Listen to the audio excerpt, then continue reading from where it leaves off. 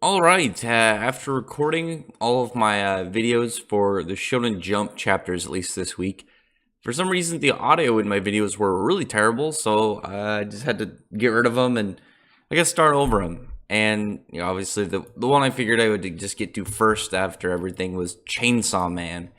I really liked the chapter. First off, just going at it, I had suspicions I was going to enjoy this one because of the weird setup from the last chapter. Obviously, anyone who's been reading it, they've been trapped on the in the eighth floor of this building by what's actually given a name in this chapter, an Eternity Devil, who's pretty much made it so they're in like a pocket space within the eighth floor of this hotel, so they can't leave the eighth floor at all. They still have all the rooms and anything on there, but other than that, it's just them kind of trapped. And you have I believe her name's Kobeni, the really nervous girl that doesn't want to be a devil hunter. Aki, who's the more calm, collected guy, is kind of like annoyed by all this, and Himeno, who's just seems to be really having a good time from everything. Doesn't seem too bothered by it, but the Attorney Devil actually wants to form a contract to pretty much say, well, I'll let you leave, but you have to let me eat Denji. And that was kind of confusing at first.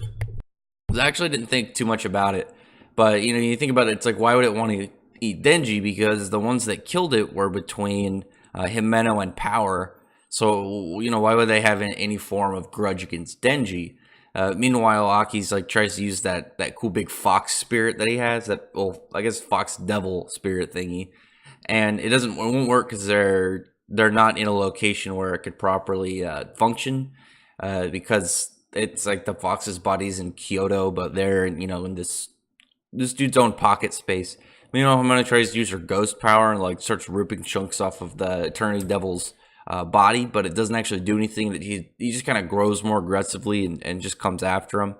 But after the fact that the guy tries to form a contract, and Denji's like, I don't know, we don't know if we can trust him. But Himeno kind of explains the whole idea of contracts, and when a devil says the word contract, they're very serious because it holds a lot of power. And if you are a devil and you offer a contract and you don't fulfill it after one party fulfills their end, they just automatically die. It's obviously very much a very serious situation for them, and it makes sense because you have these species of creature that are very malefic, very generally untrustworthy. Why else would somebody even bother paying any mind to one of those contracts if it wasn't for like, okay, they're serious, this offer is on the table.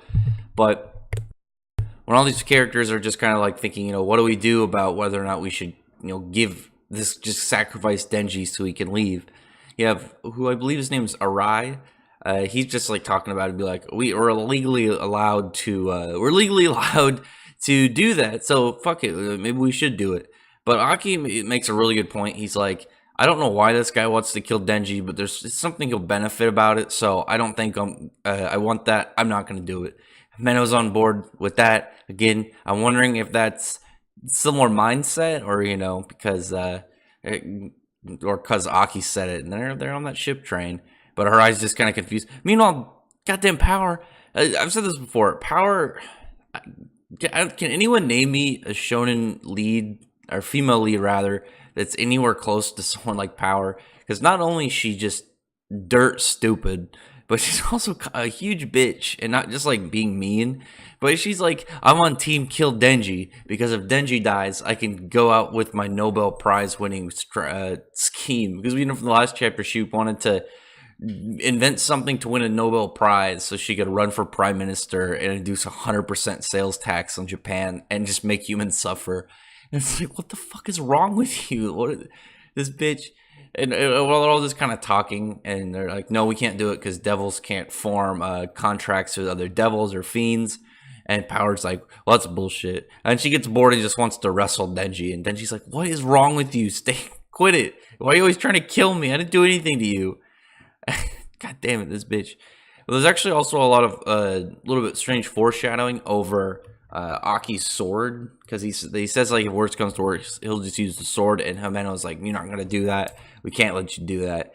So I'm wondering if maybe there's a more dangerous devil that he had to form a contract with to make the sword special, or maybe like maybe it's like some form of like imbued, enchanted, like super weapon. There's obviously something special and significant to it, but it's probably what the price to pay it is. Maybe like years of his life or something whenever he wields it. To defeat this big weird monstrosity.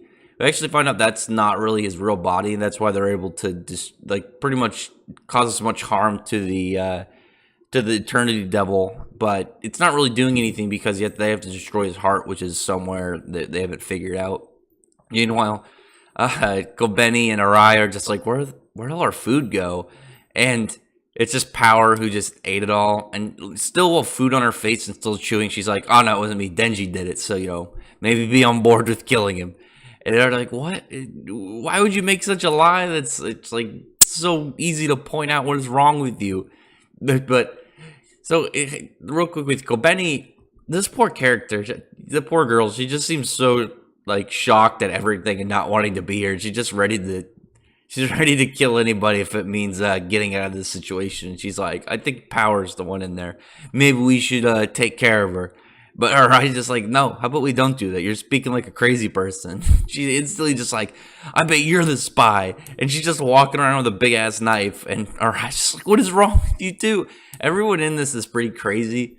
Like they made a good point in the last chapter. I believe it was Himeno. It's like, it's not the brave and the courageous devil hunters that the devils are afraid of. It's the ones that are not all there in the head, got a few screws loose.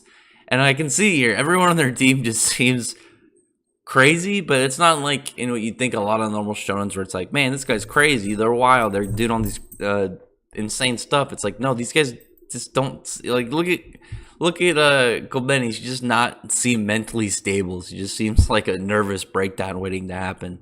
But because of this Eternity Devil, he actually has a power where fear will make him expand and get stronger, but everyone else seems perfectly fine. It's just Himeno, or not Himeno, Kobeni is just so like overwhelmingly like freaked out by all this that she just is one woman powering up this guy.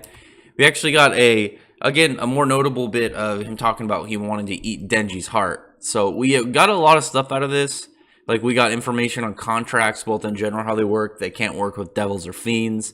Some significance towards Denji. We got a lot of very interesting yet it's like dumb yet really interesting character interactions. Well, it's dumb from Power. Power's this world like where the word dumb would really kind of stem out of.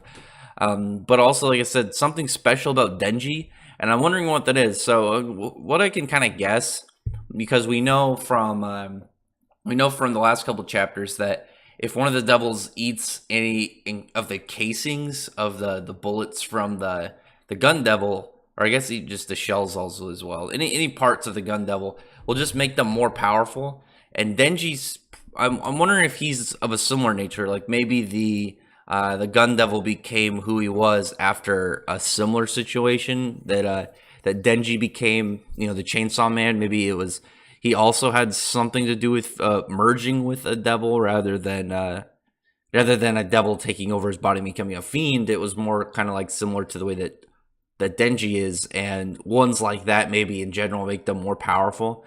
Wondering if it's something like that, because I feel like it wouldn't be like some random devil is like, I want Denji dead. I feel like it's something more like this where they want to eat him for specific reasons of empowerment, and I feel like it would make a lot of sense for the gun devil, but also Denji hype if it had something to do with really how he was created, like this weird kind of like species of a human devil hybrid that he's become. Other than that, drop a comment below what you thought about this chapter. Again, the character interactions are very fun because they're just so weird.